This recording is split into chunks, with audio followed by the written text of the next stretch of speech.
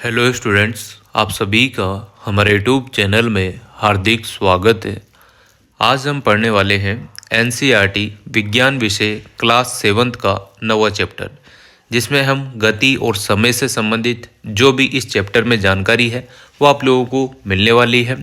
और एक बात ध्यान रखना, आप लोगों के लिए मैंने क्लास 6 की एनसीईआरटी से संबंधित पूरे चैप्टर की जो वीडियो है वो अपलोड कर दी है, और क्लास 7 के भी 8 चैप्टर अपलोड कर दिए हैं, है ना। वीडियो जो है आप लोग ज़रूर देखना, क्योंकि REET exam, CTET exam, first grade, second grade या टीचर से संबंधित एग्ज़ाम या फिर साइंस स्ट्रीम वाले स्टूडेंट जो भी हैं, उनके लिए एनसीईआरटी मस्ट भी इम्पोर्टेंट है। तो आप लोगों को सभी को पता होगा कि बहुत ही बेसिक से आपकी चीज़ें कवर होगी, तभी आप किसी कंपटीशन एग्ज़ाम में जो है निकल सकते हो। समझ रहे हो बात को? तो आप लोगों को एनसीईआरटी पढ़ना बहुत ज़रूरी है। तो फटाफट से आप लोग चैनल को सब्सक्राइब कर लेना, वीडियो को लाइक कर लेना और बेल आइकन ज़रूर दबा लीजिएगा। तो चलो पढ़ते हैं गति और समय। गति और समय से संबंधित इस चैप्टर में अच्छे से समझाया गया है, ठीक है। तो चलिए पढ़ते हैं। यहाँ पर देखो, क्लास 6 की अगर आपने वीडियो नहीं देखी है तो ज़रूर देखना, क्योंकि क्लास 6 को यहाँ पर कोरिलेट करके ये सारा चैप्टर है। कक्षा 6 में आपने विभिन्न प्रकार की गतियों के बारे में पढ़ा था। आपने ये पढ़ा था कि किसी वस्तु की गति किसी सरल रेखा के अनुदिश वर्तुल यानी कि वर्ताकार गोल में होती है ना, अर्थात अथवा आवर्ती हो सकती है। क्या आपको ये 3 प्रकार की गतियाँ याद है? कौन कौन सी गति होगी यहाँ पर? अनुदिश, सरल रेखा के अनुदिश, वर्तुल और आवर्ती, ठीक है। क्या आपको ये तीनों प्रकार की गतियाँ याद है? सारणी 9.1 में गतियों के कुछ सामान्य उदाहरण दिए गए हैं। प्रत्येक उदाहरण में गति का प्रकार आपको पहचानना है। देखिएगा, यहाँ पर एक डायग्राम आपको दिख रहा होगा। इसमें मार्च पास्ट करते हुए सैनिक हैं, सीधी सड़क पर चलती बैलगाड़ी है, दौड़ते धावक के हाथों की गति है। इस टाइप से आपके सामने पूरा पैराग्राफ है। इसमें आप लोगों को कौन कौन सी गति हो रही है, कौन सी गति नहीं हो रही है, बैलगाड़ी सरल रेखा में चलती है, जो धावक है उनके हाथ पैर घुमाते हैं तो वो वर्ताकार गति है। इस टाइप से आप लोगों को यहाँ पर लिख देना है। चलिए, यह हमारा सामान्य अनुभव है कि कुछ वस्तुओं की गति मंद होती है, मंद मतलब धीमी होती है, ठीक है। जबकि कुछ अन्य वस्तुओं की गति क्या होती है? तीव्र होती है। कुछ आपने देखा होगा रोड पर चलते हुए व्यक्तियों को, तो बहुत सारे व्यक्ति जो है स्पीड पर चलते हैं तो उनकी गति तीव्र है। कुछ व्यक्ति जो है बहुत स्लो चलते हैं तो वो मंद है। मंद यानी कि धीमी गति। ये बात तो आपकी समझ में आ गई होगी। अब बात करते हैं हम मंद और तीव्र की।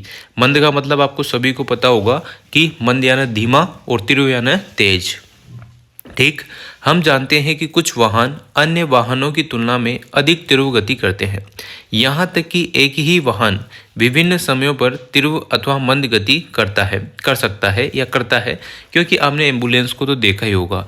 बहुत सारी बार जब उसमें कोई एक्सीडेंटल केस या कोई भी ऐसा केस नहीं होता है तो बहुत स्लो में वो चलती है, पर जब कभी एक्सीडेंटल केस आता है तो वो सायरन बजाती हुई स्पीड पे चलती है। तो एक ही वाहन को या एक ही किसी भी व्यक्ति को आप लोग किसी भी अवस्था में देख सकते हैं, कभी वो तेज चल रहा है, कभी वो धीरे चलता है, या फिर हो सकता है कि कोई ऐसी चीज़ हो जो तेज ही चलती हो, है ना, इस टाइप से। सरल रेखीय पथ के अनुदिश गति करने वाले 10 वस्तुओं की सूची आपको बनानी है। इन वस्तुओं की गति को 2 वर्गों मंद और तीव्र में आपको बांटना है। आपने ये कैसे निश्चित किया कि कौन सी वस्तु मंद गति कर रही है और कौन सी तीव्र गति कर रही है? यदि किसी सड़क पर कई वाहन एक ही दिशा में गति कर रहे हैं तो हम यह सरलता से बता सकते हैं कि उनमें से कौन सा वाहन अन्य की तुलना में तेज गति कर रहा है या तीव्र गति कर रहा है। आइए हम सड़क पर चलने वाले वाहनों की गति को देखते हैं। अब यहाँ पर देखो, आपको क्रियाकलाप 9.1 दिखेगा। चित्र 9.1 को देखिए। आपको पहले चित्र 9.1 दिखा देते हैं, ठीक है ना। ये 9.1 चित्र है, दिख गया आपको? तो यहाँ पर देखो, जो गाड़ियाँ हैं उनके कलर के हिसाब से जो ब्लू गाड़ी है उसके पहले भी ग्रे गाड़ी है, वो ग्रे गाड़ी जो है सबसे आगे आ रही है, मतलब कि स्पीड पे चल रही होगी, ठीक है। तो चलिए बात कर लेते हैं इसकी। क्रियाकलाप चित्र 9.1 को देखिए। इसमें किसी क्षण पर सड़क पर एक ही दिशा में गति करते कुछ वाहनों की स्थिति दर्शाई गई है। अब चित्र 9.2 को देखिए। अब 9.2 भी आपको दिखा देते हैं। ये 9.2 आपको दिख गया होगा, है ना। 9.2 देखो, यहाँ पर पहले में देखो ग्रीन गाड़ी को देखो एक बार, ये कहाँ पर है? बीच में। दूसरी वाले में देखो इसने स्पीड बढ़ा ली और ये सबसे आगे निकल गई, ठीक है। इस टाइप से आपको दिख गई होगी। चलिए अब चित्र 9.2 में देखिए, इसमें उन्हें वाहनों की कुछ समय पश्चात की स्थिति दर्शाई गई है। दोनों चित्रों के प्रेक्षणों के आधार पर निम्नलिखित प्रश्नों के उत्तर दीजिए। कौन सा वाहन सबसे तीव्र गति कर रहा है? इसमें सबसे मंद गति कौन सा कर रहा है? कौन मंद है और कौन तीव्र गति करता है? इसका निर्णय करने में वस्तुओं द्वारा किसी दिए गए काल अंतराल में, यानी कि समय का जो अंतराल है, में चली गई दूरी हमारी सहायता कर सकती है।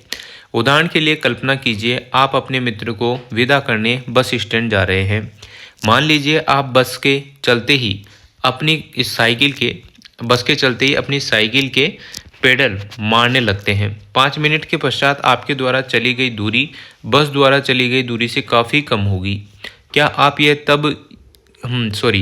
आप तब यह कहेंगे कि बस साइकिल से तीव्र गति कर रही है? ठीक है ना। यहाँ देखो, हम प्राय यह कहते हैं कि तीव्र चलने वाली, यानी कि तेज चलने वाले वाहनों की चाल अधिक होती है। 100 मीटर दौड़ में यह निर्णय करना सरल होता है कि किसकी चाल अधिकतम है। जो धावक 100 मीटर दूरी तय करने में सबसे कम समय लेता है, उसकी चाल क्या होगी? अधिकतम हो जाएगी।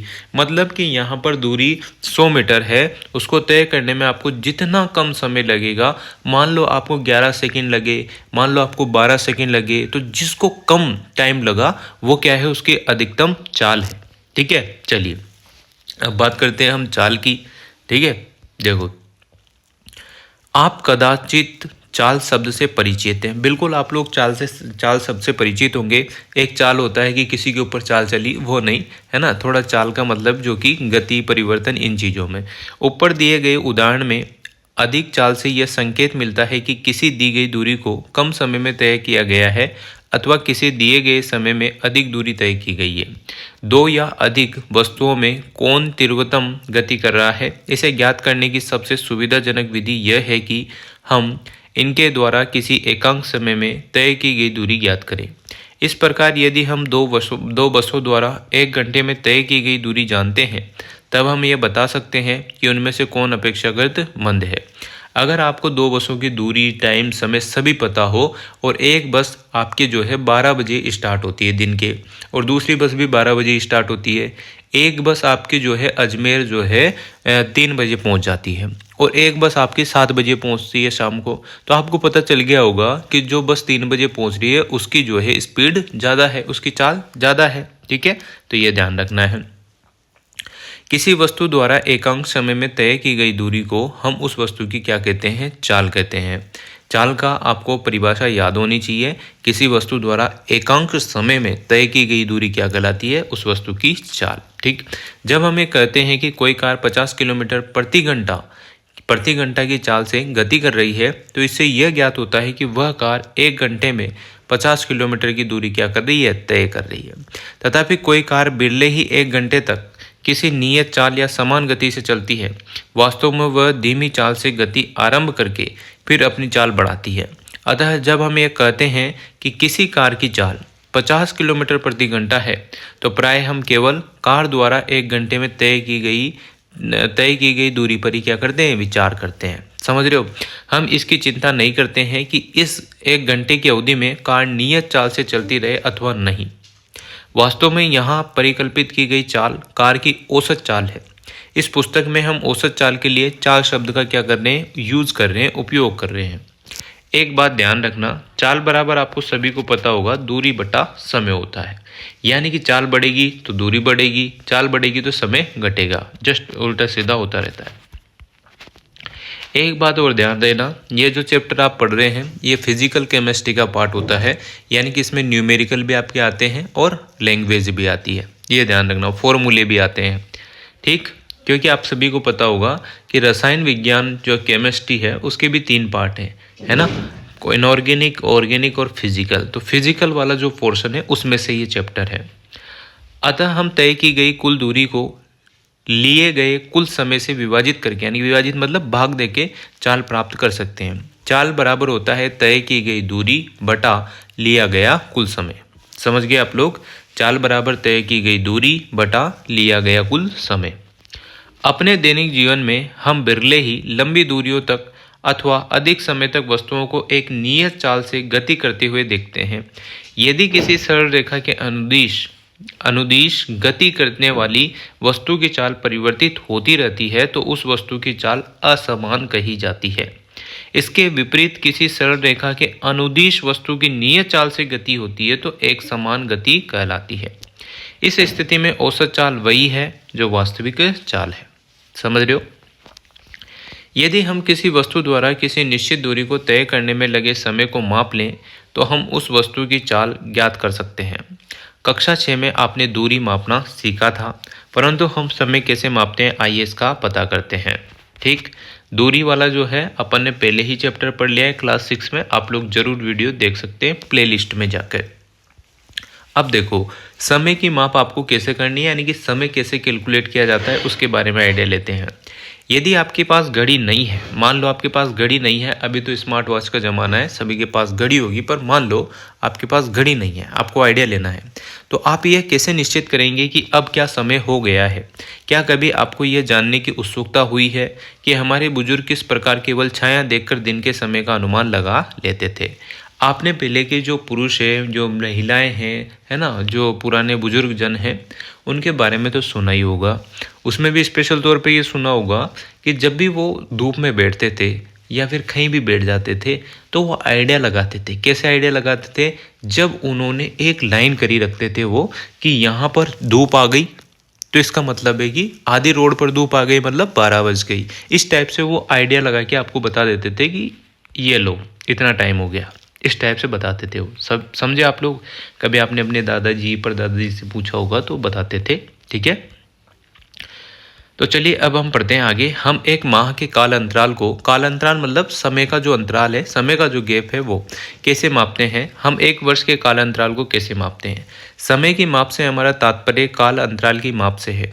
बोलचाल में जब हम समय मापने के लिए किसी घड़ी के उपयोग के बारे में चर्चा करते हैं तब हमारा अभिप्राय काल अंतराल का मापन ही होता है। ठीक है ना, समझ रहे हो?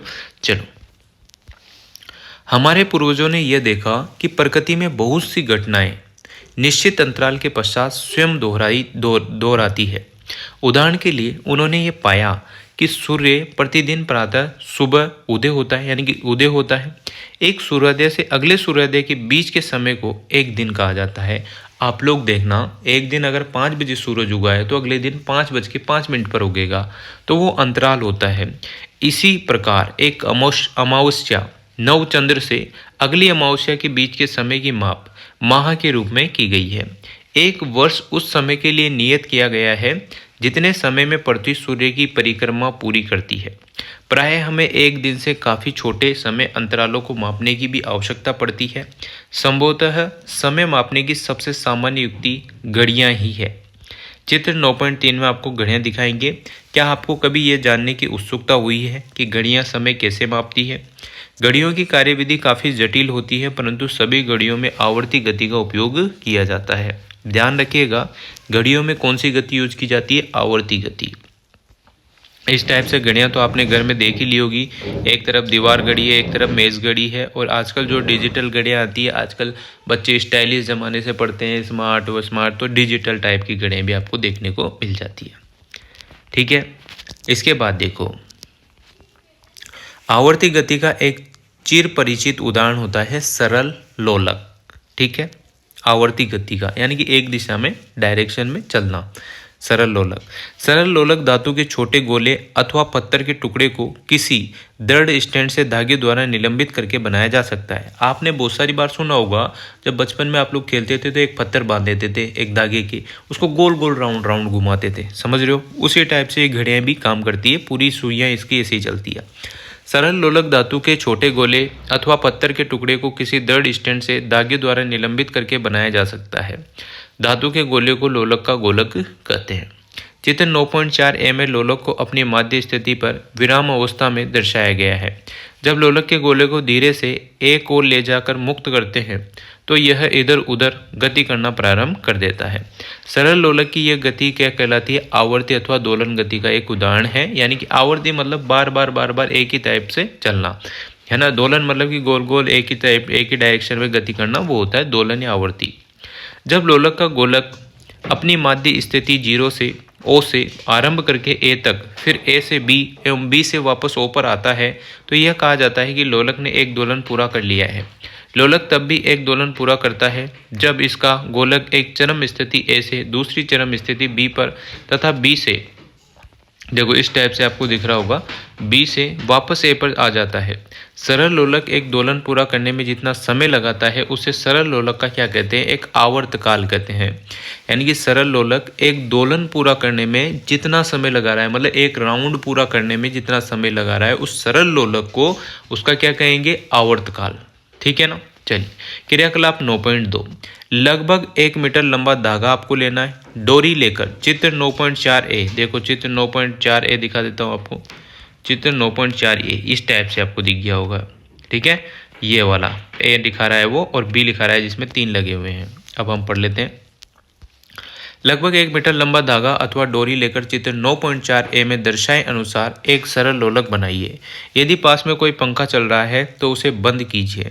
लोलक के गोलक को अपनी माध्य स्थिति पर विराम में आने दीजिए, मतलब वो हिलना डुलना नहीं चाहिए। गोलक के नीचे फर्श पर अथवा इसके पीछे दीवार पर उसकी माध्य स्थिति को एक चिन्ह द्वारा आपको क्या करना है, अंकित कीजिए। लोलक का आवर्तकाल मापने के लिए हमें विराम घड़ी की क्या होती है, आवश्यकता। यदि विराम घड़ी उपलब्ध नहीं है तो मेज घड़ी, यानी कि जो अभी मैंने बताई थी डिजिटल, अथवा कलाई घड़ी जो आप लोग हाथ में पहनते हैं वो भी आप लोग यूज कर सकते हैं। लोलक को गति में लाने के लिए गोलक को पकड़िए और इसे धीमे से एक ओर ले जाइए। यह सुनिश्चित कीजिए कि जब आप गोलक को विस्थापित कर रहे हो तो इससे बंधी डोरी तनी हुई होनी चाहिए। सॉरी। अब गोलक को विस्थापित स्थिति से मुक्त कीजिए। ध्यान रखिए गोलक को छोड़ते समय इसे धक्का नहीं लगाना चाहिए। जिस समय गोलक अपनी माध्य स्थिति पर है उस समय घड़ी का समय आपको क्या करना है, नोट कर लेना है, एक कॉफी में लिख लेना है, कॉफी वो नोटबुक में, है ना। माध्य स्थिति के बजाय आप उस स्थिति से भी उस समय को नोट कर सकते हैं, प्रारंभ कर सकते हैं जब गोलक अपनी किसी एक चरम स्थिति पर हो। लोलक द्वारा 20 दोलन पूरा करने में लगा समय आपको मापना है। सारणी 9.2 में अपने परीक्षण लिखना है, जो भी आपने परीक्षण किया। इसमें दिया गया परीक्षण केवल एक नमूना है, आपके परीक्षण इससे भिन्न हो सकते हैं। इस क्रियाकलाप को आपको 3-4 बार दोहराना है और अपने परीक्षण सारणी में आपको लिखना है। 20 दोलनों को पूरा करने में लगे समय को आपको 20 से भाग देकर एक दोलन में लगा समय अर्थात लोलक का जो आवर्तकाल है वो आप लोग निकाल सकते हैं। ठीक है, इस टाइप से देखो, डोरी की लंबाई यहाँ पर 100 सेंटीमीटर है, 20 दोलनों के लिए लिया गया समय 42 है, आवर्तकाल यहाँ पर 2.1 है। क्या आपके लोलक का आवर्तकाल हर बार लगभग समान आता है? ध्यान रखिए आरंभिक विराम अवस्था में विस्थापन में थोड़ा परिवर्तन आपके लोलक के आवर्तकाल को प्रभावित नहीं करता है। आजकल अधिकांश घड़ियों में 1 या 2 सेलों वाले विद्युत परिपथ होते हैं। इन घड़ियों को क्वार्टर्स घड़ी कहते हैं। क्या कहते हैं? जिनों में 1 या 2 सेलों वाले विद्युत परिपथ होते हैं उन घड़ियों को कहते हैं क्वार्टर्स घड़ी। इसके द्वारा मापा गया समय पहले उपलब्ध घड़ियों द्वारा मापे गए समय से अधिक यथार्थ होता है। समय तथा चाल के मात्रक, इसी टॉपिक में से आपकी क्वेश्चन बनते हैं, ध्यान से सुनना। समय का जो मूल मात्रक होता है वो सेकंड होता है। ठीक है, समय का जो मूल मात्रक है वो सेकंड है और इसका प्रतीक यानी कि इसको शो करेंगे स्मॉल एस से। समय के बड़े मात्रक मिनट होते हैं, आपने सभी ने सुना होगा घंटा, मिनट, सेकंड। ठीक, तो सबसे मूल मात्रक तो सेकंड होता है जिसका प्रतीक एस होगा। समय के सबसे बड़े मात्रक की बात करें तो मिनट होती है तथा घंटा होता है जिसको एस से शो करते हैं, स्मॉल एस से, और मिनट को MIN, स्मॉल MIN से शो करते हैं। आप पहले ही जानते हैं कि यह मात्रक किस प्रकार एक दूसरे से संबंधित है। चाल का तथाकथित मूल मात्रक क्या है इसके बारे में बात करना है। क्योंकि चाल का जो सूत्र था वो था दूरी बटे समय। ठीक है, दूरी बटे समय, अतः चाल का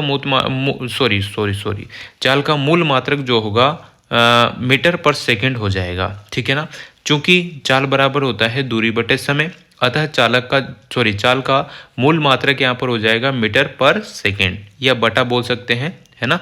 वास्तव में इसे अन्य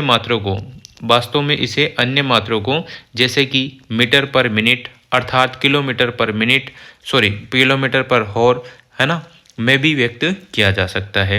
आपको यह याद रखना चाहिए कि सभी मात्रकों के प्रतीकों को एक वचन में लिखा जाता है। उदाहरण के लिए हम 50 किलोमीटर लिखते हैं न कि 50 किलोमीटर्स, अथवा 8 सेंटीमीटर लिखते हैं न कि 8 सेंटीमीटर्स। ठीक है, आवश्यकता के अनुसार समय के विभिन्न मात्रकों का उपयोग किया जाता है। उदाहरण के लिए आपकी आयु को दिनों अथवा घंटों में व्यक्त करने की अपेक्षा वर्षों में व्यक्त करना सुविधाजनक होता है। इसी प्रकार घर से विद्यालय तक तय की गई दूरी तय करने में लगे समय को वर्षों में व्यक्त करना बुद्धिमानी नहीं है। 1 सेकंड का काल अंतराल कितना छोटा अथवा बड़ा होता है? जोर से 2001 पुकारने में लगा समय लगभग 1 सेकंड होता है। 2001 से 2010 तक जोर जोर से गिनकर आप इसका सत्यापन कर सकते हैं। किसी सामान्य स्वस्थ युवा की विराम स्थिति में नाड़ी 1 मिनट में 72 बार अर्थात 10 सेकंड में लगभग 12 बार क्या करती है? स्पंदन करती है। आप लोग अपने हाथ में जो है नाड़ी को चेक करके देख सकते हैं, उस हिसाब से होगा। अब यहाँ पर पूजो नामक एक लड़का है, वो कह रहा है बूझो ये जानने के लिए उत्सुक है कि एक दिन में कितने सेकंड, एक वर्ष में कितने घंटे, और क्या आप उसकी सहायता कर सकते हैं? यानी कि उसको बताना है आपको क्या करना है क्या नहीं। देखो, इस खोज के विषय में एक रोचक कहानी है कि किसी दिए गए लोलक का आवर्तकाल नियत होता है। ठीक, आपने सुप्रसिद्ध वैज्ञानिक गैलीलियो गैलीली 1564 से 1642 ईस्वी का नाम सुना होगा। गैलीलियो गैलीली का नाम आपने सुना होगा, नहीं सुना है तो आप लोग गूगल पर फालतू चीज़ें देखते हैं, उससे बढ़िया गैलीलियो गैलीली के बारे में पढ़ सकते हैं। कहा जाता है कि एक बार गैलीलियो गिरजाघर में बैठे थे, यानी कि चर्च वगैरह इनों में गिरजाघर में बैठे हुए थे। उन्होंने ये देखा कि छत से जंजीर द्वारा लटका कोई लैंप एक ओर से दूसरी ओर धीमी गति कर रहा है। उन्हें यह पाकर आश्चर्य हुआ कि लैंप के एक दोलन पूरा करने के अंतराल में उनकी नब्ज स्पंद यानी कि धड़कन की संख्या हर बार समान होती है। गैलीलियो ने अपने परीक्षण को सत्यापित करने के लिए विभिन्न लोलकों के साथ प्रयोग किए। उन्होंने यह पाया कि किसी दी गई लंबाई का लोलक सदैव एक दोलन पूरा करने में समान समय लेता है। इस परीक्षण ने लोलक युक्त घड़ियों के विकास को एक नई दिशा प्रदान की। कामिनी युक्त घड़ियाँ और कलाई की घड़ियाँ लोलक युक्त घड़ियों का परिष्कृत रूप थी। यहाँ पर ये देख सकते हो आप लोग, जंतर मंतर नई दिल्ली में धूप धड़ी, ये देखो धूप धड़ी है, या रेत घड़ी यहाँ पर देख सकते हो, है ना, देखो। और यहाँ पर देखो जल घड़ी भी यहाँ पर है। तो आप लोगों से अगर कोई पूछ ले धूप घड़ी देखी है, जल घड़ी देखी है, रेत घड़ी देखी है, तो आप लोग बिल्कुल कह सकते हैं कि हाँ देखिए। अगर आपको देखनी है तो जंतर मंतर में आपको धूप घड़ी दिल्ली में दिख जाएगी, और रेत घड़ी और यहाँ पर जो है जल घड़ी आपको देखने को मिल गई होगी। ये प्राचीन काल में यूज़ की जाती थी। अब देखो, धड़कती है। बच्चों में यह दर कुछ अधिक हो सकती है। जब लोलक वाली घड़ियां प्रचलित नहीं हुई थी तब संसार के विभिन्न भागों में समय मापन के लिए बहुत सी युक्तियों का उपयोग किया जाता था। धूप घड़ी, जल घड़ी, रेत घड़ी इस प्रकार की युक्तियों के कुछ उदाहरण हैं। संसार के विभिन्न भागों में इन युक्तियों के भिन्न भिन्न डिजाइन बनाए गए। चाल मापना, समय तथा दूरियां कैसे मापें ये सीखने के पश्चात आप किसी वस्तु की चाल परिकलित कर सकते हैं। पहले यह जानने के लिए उत्सुक है कि जब लोलक वाली घड़ियां नहीं थी तब समय कैसे मापा जाता था। आइए प्रश्न के अनुदिश गतिमान किसी गेंद की चाल ज्ञात करें। क्रियाकलाप 9.3 आपको दिखा रहा है कि इसमें क्या बताते हैं वो पढ़ते हैं। चौक के चूर्ण अथवा चूने से फर्श पर एक सरल रेखा खींचनी है। अपने मित्र से कहिए कि वह इस रेखा से 1 से 2 मीटर दूर खड़ा हो। अब मित्र से कहिए कि वह फर्श के अनुदिश इस सरल रेखा के लंबवत किसी गेंद को धीरे से लुढ़काए। जिस क्षण गेंद सरल रेखा को पार करती है तथा जिस क्षण वह विराम में आती है, दोनों बार आपको समय क्या करना है, नोट करना है। गेंद विराम में आने में कितना समय लेती है, जिस बिंदु पर गेंद रेखा को पार करती है तथा जिस बिंदु पर वह विराम में आती है, इन दोनों बिंदुओं के बीच की दूरी आपको मापनी है। इसे मापने के लिए आप किसी पैमाने अथवा मापक फीते का उपयोग कर सकते हैं। इस क्रियाकलाप को विभिन्न समूह बारी बारी से दोहराइए तथा सभी आप लोग यहाँ पर देख रहे होंगे, सभी मापों को सारणी 9.3 में लिखना है। प्रत्येक समूह के पाठ्यांकों से गेंद की चाल परिकलित कीजिए। इसके बाद आप लोग देख सकते हैं ये सारणी आपको दिखी होगी। चलिए इसके बारे में पढ़ते हैं पहले, है ना। इसमें देखो पहले सारणी में समूह का नाम लिखना है, गेंद द्वारा तय की गई दूरी लिखनी है, समय लिखना है। चाल निकालने के लिए आपको क्या करना है, जो दूरी लिखी है आपने 50, समय है आपका 5 मिनट, तो 5 से गुणा कर दे, 5 से भाग दे देना। इस टाइप से आपका जो है चाल निकल कर आ जाएगा। मापों को सारणी 9.3 में लिखिए। प्रत्येक समूह के पाठ्यांकों से गेंद की चाल परिकलित कीजिए। क्या आप अपने चलने अथवा साइकिल चलाने की चाल की तुलना अपने मित्र की चाल से करना चाहेंगे? इसके लिए आपको अपने घर अथवा किसी अन्य बिंदु से अपने विद्यालय की दूरी जानने की आवश्यकता होगी। तब आप सभी इस दूरी को तय करने में लगे समय को मापकर एक दूसरे की चाल परिकलित कर सकते हैं। यह जानना आपके लिए रोचक हो सकता है कि आप में से किसकी चाल सबसे अधिक है। सारणी 9.4 में कुछ जीवों की चाल किलोमीटर पर घंटे की में दी गई है। आप स्वयं इसकी चाल को मीटर पर सेकंड में परिकलित कर सकते हैं, है ना। अब देखो, उपग्रहों को पृथ्वी की कक्षा में प्रमोचित यानी कि छोड़ना करने वाले रॉकेट प्राय 8 किलोमीटर पर सेकंड तक की चाल प्राप्त कर लेते हैं। इसके विपरीत कछुआ जो है केवल 8 सेंटीमीटर पर सेकंड लगभग की चाल से चल सकता है। क्या आप यह परिकलित कर सकते हैं कि कछुए की तुलना में रॉकेट की चाल कितनी गुनी है? आप लोग देख सकते हैं 8 सेंटीमीटर है यहाँ पर और वहाँ पर 8 किलोमीटर है, ठीक है ना। तो इस टाइप से आप लोग चाल ज्ञात कर सकते हैं। यदि आपको किसी वस्तु की चाल ज्ञात हो जाए तो आप दिए गए समय में उसकी द्वारा तय की गई दूरी क्या करेंगे? ज्ञात कर सकते हैं। दूरी क्या करेंगे? ज्ञात कर सकते हैं। आपको केवल चाल को समय से गुणा ही करना होता है। दूरी बराबर होता है चाल इंटू समय। यहाँ पर देखो, ये नीले नीले बॉक्स में जो डायग्राम है या जो लिखा हुआ है बहुत इंपॉर्टेंट है, इसको पढ़ते हैं। सामान्यतः उपलब्ध घड़ियों द्वारा मापा जा सकने वाला सबसे कम समय अंतराल 1 सेकंड होता है। तथापि अब ऐसी विशिष्ट घड़ियां उपलब्ध है जो 1 सेकंड से छोटे समय अंतराल को माप सकती है। इनमें से कुछ घड़ियां 1 सेकंड के 10 लाखवें भाग तथा यहाँ तक कि 1 अरबवें भाग को भी यहाँ पर समय अंतराल माप सकती है। आपको माइक्रो सेकंड, नैनो सेकंड जैसे शब्द सुने होंगे। एक माइक्रो सेकंड सेकंड का 10 लाखवां भाग होता है। एक नैनो सेकंड सेकंड का 1 अरबवां भाग होता है। इतने छोटे समय अंतराल को जो घड़ियां मापती है उनका उपयोग वैज्ञानिक अनुसंधानों के लिए किया जाता है। खेलों में जिन समय मापने की युक्तियों का उपयोग होता है वे सेकंड के 10वें अथवा 100वें भाग तक के समय अंतराल माप सकती है। इसके विपरीत ऐतिहासिक घटनाओं के समयों को शताब्दियों तथा सहस्त्राब्दियों से व्यक्त किया जाता है। तारों तथा ग्रहों की आयु को प्राय अरबों वर्ष में व्यक्त करते हैं। क्या आप उन काल अंतरालों के प्रयास की कल्पना कर सकते हैं जिसमें हमें व्यवहार करना पड़ता है?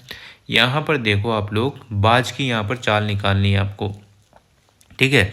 देखो, बाज की चाल यहाँ पर दे रखी है 320। आपको निकालनी है तिरुत्तम चाल, किसकी सबसे ज़्यादा चाल है, तो इस हिसाब से तो 320 को किलोमीटर पर घंटे में यहाँ पर 320 है चाल।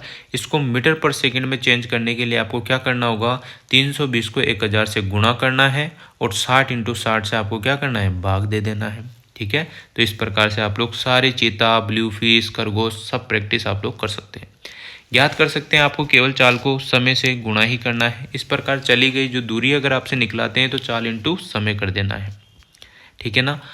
आप यह भी ज्ञात कर सकते हैं कि दी गई चाल से चलने वाली कोई वस्तु कितनी दूरी को कितने समय में तय करेगी। तो समय का अगर आपसे पूछ ले तो दूरी बटा चाल, ठीक है। मुझे ये जानना चाहता है कि क्या कोई ऐसी युक्ति है जो चाल मापती है। आपने स्कूटर और मोटरसाइकिलों पर एक मीटर लगा हुआ तो देखा ही होगा, नहीं देखा है तो आप लोग देख सकते हैं। इसी प्रकार कारों, बसों तथा अन्य वाहनों के डैशबोर्डों पर मीटर देखे जा सकते हैं, है ना। कितनी स्पीड पर चल रही है गाड़ी, कितनी पर नहीं चल रही, वो देखा होगा। चित्र 9.7, यहाँ पर 9.7 आपको दिखा होगा एक कार का 140 तक की स्पीड है। इसी प्रकार कारों, बसों, है ना, 9.7 में किसी कार का डैशबोर्ड दर्शाया गया है। ध्यान दीजिए, इसमें से किसी एक मीटर के एक कोने पर किलोमीटर पर घंटा लिखा हुआ है जिसे आप चाल मापी, ये देखो, है ना, किलोमीटर पर घंटा लिखा हुआ है जिसको आप लोग चाल मापी कहते हैं या स्पीडोमीटर कहते हैं। इससे सीधे ही किलोमीटर पर घंटा में चाल ज्ञात हो जाती है। इसमें एक अन्य मीटर भी होता है जो वाहन द्वारा तय की गई दूरी मापता है। इस मीटर को पथ मापी यानी कि ओडोमीटर कहते हैं, समझ रहे हो, ओडोमीटर कहा जाता है। अब यहाँ पर देखो, विद्यालय की पिकनिक के लिए जाते समय पहेली ने यह निश्चय किया कि वह यात्रा समाप्त होने तक हर 30 मिनट के पश्चात बस के पथमापिका यहाँ पर क्या करेगी? ओडोमीटर का पाठ्यांक अपनी नोटबुक में लिखेगी। इसके पश्चात उसने अपने पाठ्यांक सारणी 9.5 में लिख दिए। देखो यहाँ पर, देखो वो जो पाठ्यांक था उसकी प्रारंभिक बिंदु, समय यहाँ पर सारा लिख दिया उसने। क्या आप बता सकते हैं कि पिकनिक स्थल विद्यालय से कितनी दूरी था? क्या आप बस की चाल परिकलित कर सकते हैं? सारणी को देखकर बूझो ने पहले से पूछा कि क्या आप बता सकती है 9:45 AM पर उसकी बस ने कितनी दूरी तय कर ली थी? 9:45 AM पर तो आप लोगों को क्या करना है? देखो, पहले के पास इस प्रश्न का कोई उत्तर नहीं था क्योंकि उसने 9:45 का यहाँ पर टाइम काउंट नहीं किया था, उसने आधे घंटे का टाइम किया था काउंट। शिक्षक ने उससे कहा कि वह समस्या को हल करने का एक ढंग यह है कि हम दूरी समय ग्राफ खींचे। आइए यह पता लगाते हैं कि इस प्रकार ग्राफ कैसे खींचा जाता है। दूरी समय ग्राफ खींचने के लिए आपको यह देखा होगा कि समाचार पत्र, पत्रिकाएं आदि सूचनाओं को रोचक बनाने के लिए उनके विभिन्न प्रकार के ग्राफों को रूप में प्रस्तुत करते हैं। चित्र 9.8 में दर्शाए अनुसार ग्राफ के प्रकार को स्तंभ ग्राफ कहते हैं। क्या कहते हैं? स्तंभ ग्राफ। ग्राफी है निरूपण का एक अन्य प्रकार वर्तारेख या पाई चित्र है। चित्र 9.10 देखो यहाँ पर 9.8 आपको दिखा होगा, 9.9 भी आपने देख लिया है। दर्शाए अनुसार ग्राफ रेखा ग्राफ का उदाहरण है। दूरी समय ग्राफ को सामान्यतः रेखा ग्राफ द्वारा इस पाइप से आपको देखने को मिल गया होगा। ये पॉइंट टू पॉइंट यानी कि जो यहाँ पर आपके आयु वर्ष में है, दूसरे वर्ष में यहाँ पर कितना बार था? 10। चौथे वर्ष में भी 10 था। छठे वर्ष में यहाँ पर 15-20 ऐसे कुछ है, इस टाइप से आपको देखने को मिल गया होगा। तो ग्राफ रेखा ग्राफ है। आइए इस प्रकार का ग्राफ बनाना सीखें। एक ग्राफ आपको पेपर लेना है। चित्र 9.11 में दर्शाए अनुसार, चित्र 9.11 में आप लोगों को दर्शाए अनुसार देखो, ये तो 9.10 था, ये इस टाइप से आपका ग्राफ होगा। दिख गया आपको? ठीक है। 9.11 में दर्शाए अनुसार इस पर एक दूसरे के लंबवत दो रेखाएं खींचिए। क्षैतिज रेखा पर x OX अंकित कीजिए, इसे एक अक्ष कहते हैं। इसी प्रकार ऊर्ध्वाधर रेखा पर YOY अंकित कीजिए, इसे y अक्ष कहते हैं। XOX तथा YOY का प्रतिच्छेद बिंदु मूल बिंदु 0 कहलाता है, O कहलाता है। जिन दो राशियों के बीच ग्राफ खींचा जाता है उन्हें इन्हीं दो राशियों के अनुदिश दर्शाया जाता है। हम x अक्ष पर धनात्मक मानों को OX के अनुदिश दर्शाते हैं।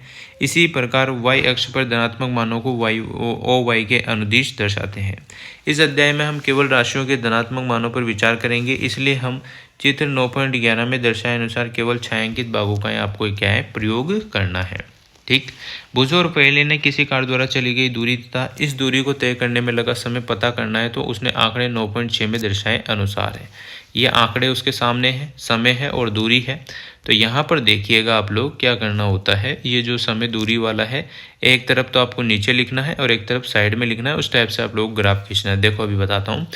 आप नीचे दिए गए चरणों को अपनाकर ग्राफ बना सकते हैं। दो अक्षों को निरूपित करने के लिए दो लंबवत रेखाएं खींचिए। ठीक है ना? यहाँ से देखो, यहाँ पे बीच में से आप लोगों को दो लंबवत रेखा खींच देनी है। फिर क्या करना है? चित्र 9.11 के अनुसार जो है आपको OX और OY, इस टाइप से OX और OY, ये O बीच में है, X सीधा नीचे की तरफ है, Y ऊपर की तरफ है ना? खींच लेना है। अब क्या करना है? निश्चित कीजिए कि x अक्ष या अनुदिश किसी राशि को दर्शाना है और y अक्ष के अनुदिश किसी राशि को दर्शाना है। x अक्ष के अनुदिश समय तथा y अक्ष के अनुदिश दूरी दर्शानी है। ग्राफ पर दूरी को निरूपित करने के लिए कोई पैमाना आपको चुनना है। समय के निरूपण के लिए कोई अन्य पैमाना आपको चुनना है और कार की गति के लिए पैमाने इस प्रकार होंगे, जैसे कि समय 1 मिनट है तो उसको 1 सेंटीमीटर मानेंगे और दूरी 1 किलोमीटर है तो उसको 1 सेंटीमीटर मानेंगे। चुने हुए पैमाने के अनुसार, यानी कि आपने माना है पैमाना, चुन लिया है। चुने गए पैमाने के अनुसार समय तथा दूरी के मानों को अपने अपने अंकों पर अंकित कीजिए।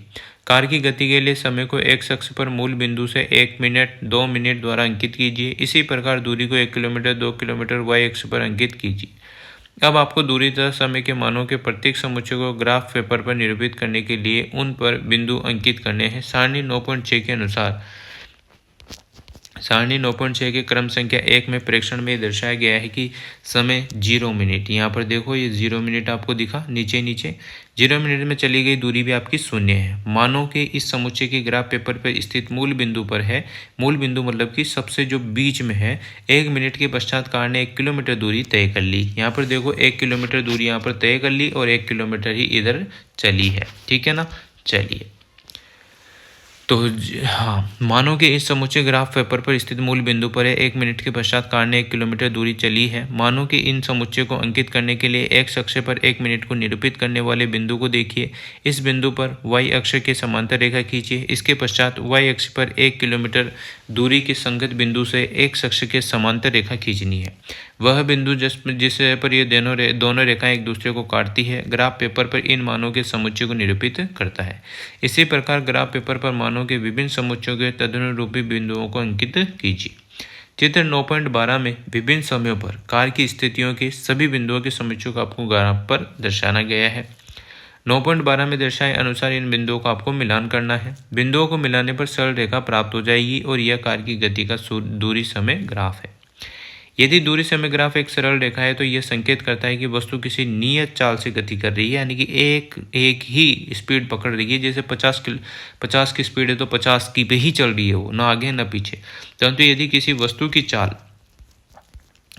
वस्तु की चाल लगातार परिवर्तित होती है तो ग्राफ की आकृति कुछ और हो सकती है। देखो ये सीधी सरल रेखा आपको दिख गई होगी, है ना। तो ये 1 मिनट में 1 किलोमीटर चल रही है तो 2 मिनट में 2 किलोमीटर, इस टाइप से ही चल रही है। व्यापक रूप में पैमाने का चयन इतना सरल नहीं होता जितना चित्र 9.12 और 9.13 में दर्शाया गया है। हमें एक्स अक्ष और वाई अक्ष पर वांछित राशियों को निरूपित करने के लिए दो भिन्न पैमानों का चयन करना पड़ सकता है। आइए इस प्रक्रिया को एक उदाहरण की सहायता से समझते हैं। आइए फिर उसी बस की गति पर विचार करते हैं जिसके द्वारा पहेली और उसके मित्र पिकनिक पर गए थे। बस द्वारा तय की गई दूरी और लिया गया समय सारणी 9.5 में दर्शाए गए हैं। बस द्वारा तय की गई कुल दूरी को 80 किलोमीटर है। यदि हम 1 किलोमीटर बराबर 1 सेंटीमीटर पैमाना चुनने का निश्चय करें तो हमें 80 सेंटीमीटर का अक्ष खींचना होगा, जो कागज़ की शीट पर तो संभव नहीं होगा। कैसे होगा? 80 सेंटीमीटर का अक्ष खींच सकते हो क्या आप कागज़ पर? इसके विपरीत 10 सेंटीमीटर का 1 सेंटीमीटर का पैमाना चुनने पर हमें केवल 8 सेंटीमीटर लंबाई के अक्ष की आवश्यकता होगी। यह पैमाना काफ़ी सुविधाजनक होगा, परंतु यह ग्राफ पेपर के एक छोटे भाग को ही ढकेगा। ग्राफ खींचने के लिए पैमाने का चयन करते समय कुछ बातों को ध्यान में रखना होगा, जो कि इस प्रकार है। प्रत्येक राशि के अधिकतम और न्यूनतम मानों के बीच आपको अंतर, ठीक है, पहली बात होगी। दूसरी बात देखो, प्रत्येक राशि के मध्यवर्ती मान, ताकि उन मानों को ग्राफ पर चुने गए पैमाने के आधार पर अंकित करना सुविधाजनक हो। फिर बात करते हैं जिस पेपर पर ग्राफ खींचना है उसके अधिकतम भाग का उपयोग करना। मान लीजिए आपको 25 सेंटीमीटर आपका एक ग्राफ पेपर दिया गया है। ऊपर दी गई शर्तों को पूरा करने और सारणी 9.5 के आंकड़ों को समायोजित करने के लिए एक पैमाना इस प्रकार हो सकता है, जैसे कि दूरी आपकी 5 किलोमीटर है। अब 5 किलोमीटर आप ग्राफ में तो दर्शा नहीं सकते, तो उसके लिए आप क्या मानोगे? उसको 1 सेंटीमीटर। समय आपका 6 मिनट है तो उसको मान लोगे 1 सेंटीमीटर। इस टाइप से देखो आप लोग, है ना, इस टाइप से ग्राफ बन जाएगा, सीधी सरल रेखा। क्या अब आप बस की गति के लिए दूरी समय ग्राफ खींच सकते हैं? क्या आपके द्वारा खींचा गया ग्राफ चित्र 9.13 में दर्शाए अनुसार ग्राफ के समरूप है? यदि सारणी द्वारा प्रस्तुत आंकड़ों से तुलना करें तो दूरी समय ग्राफ हमें गति के बारे में विविध प्रकार की जानकारी प्रदान करता है। उदाहरण के लिए सारणी 9.5 से हमें केवल कुछ निश्चित समय अंतरालों पर ही बस द्वारा तय की गई दूरी के बारे में जानकारी मिलती है। ये देख लीजिएगा, इस टाइप से आपकी बस की गति दूरी ग्राफ है ना। अब बात करते हैं मिलती है। इसके विपरीत दूरी समय ग्राफ से हम समय की किसी भी क्षण पर बस द्वारा तय की गई दूरी ज्ञात कर सकते हैं कि भाई इतनी देर में इतनी दूरी तय की, ये पता चल जाता है। मान लीजिए हम 8:15 AM पर बस द्वारा चली गई दूरी ज्ञात करना चाहते हैं। इसके लिए हम एक्स अक्ष पर उस समय 8:15 AM के संगत बिंदु अंकित करते हैं। चित्र 9.14 में मान लीजिए कि वह बिंदु ए है। 9.14 आपका चित्र देख लो, ये रहा, ठीक है ना, ए है, ठीक। अब हम बिंदु ए पर एक्स अक्ष के लंबवत अथवा वाई अक्ष के समांतर एक रेखा खींचते हैं। फिर हम ग्राफ की जिस बिंदु टी पर यह लंबवत रेखा ग्राफ को काटती है उस बिंदु पर चिन्ह लगाते हैं। इसके पश्चात हम टी से होकर जाने वाली एक अक्ष के समांतर रेखा खींचते हैं। यह वाई अक्ष को बिंदु बी पर काटती है। वाई अक्ष पर बिंदु बी के संगत दूरी ओ बी हमें 8.15 AM पर बस द्वारा किलोमीटर में तय की गई दूरी प्रदान करती है। यह दूरी किलोमीटर में कितनी है? क्या आप 9:45 AM पर बस द्वारा तय की गई दूरी ज्ञात करने में पहेली की सहायता कर सकते हैं? क्या आप दूरी समय ग्राफ से बस की चाल ज्ञात कर सकते हैं? बिल्कुल कर सकते हैं। ये देखो, इस टाइप से आपका ग्राफ आएगा, आपने बना लिया होगा। नहीं बनाया है तो नॉर्मल सी बात है कि 8 बजे 10 किलोमीटर चली, 9 बजे इतनी चली, 8 बजे 0 चली, है ना, तो 8:15 पे ये 10 किलोमीटर चली, 8:30 पे ये 20 किलोमीटर चली। इस टाइप से आप लोग देख लेना। इसमें जो प्रमुख शब्द यूज हुए हैं इस चैप्टर में वो है रेखा ग्राफ, जो कि अभी ऊपर देखा, ग्राफ भी आपने देख लिया, असमान गति यानी कि इधर उधर की गति, दोलन, सरल लोलक, चाल, आवर्तकाल, है ना, एक समान गति, समय का मात्रक सेकंड सबसे छोटा। इस टाइप से आपने अभी पढ़ा था। अब इसके जो मोस्ट इम्पोर्टेंट चीज़ें हैं, जो चैप्टर की महत्वपूर्ण सारांश होते हैं, वो आपको पढ़ना जरूरी है। देखो, एकांक समय में किसी वस्तु द्वारा चली गई दूरी को क्या कहते हैं? उसकी चाल, ठीक। वस्तुओं की चाल यह निर्णय लेने में हमारी सहायता करती है कि कौन दूसरों से तेज चल रहा है। किसी वस्तु की चाल उसके द्वारा तय की गई दूरी को उस दूरी को चलने में लिए गए समय से विभाजित करने पर प्राप्त होता है। इसका मूल मात्रक जो है मीटर पर सेकंड होता है, ठीक है। आवर्ती घटनाओं का उपयोग समय मापन में किया जाता है। लोलक की आवर्ती गति का उपयोग घड़ियों को बनाने में होता रहा है। वस्तुओं की गति को उसके दूरी समय ग्राफ द्वारा चित्रात्मक रूप से प्रस्तुत किया जा सकता है। नियत चाल से गति करने वाली वस्तु को दूरी समय ग्राफ एक सरल रेखा होता है।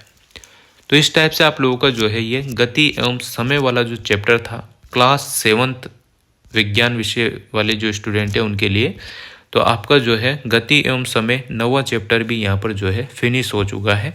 आप लोग अच्छे से इस वीडियो को सुन लीजिएगा। स्पीड पे सुनना चाहते हैं तो स्पीड पे, और अगर आप लोग धीरे धीरे सुनना चाहते हैं तो स्पीड कम करके भी सुन सकते हो, देख सकते हो।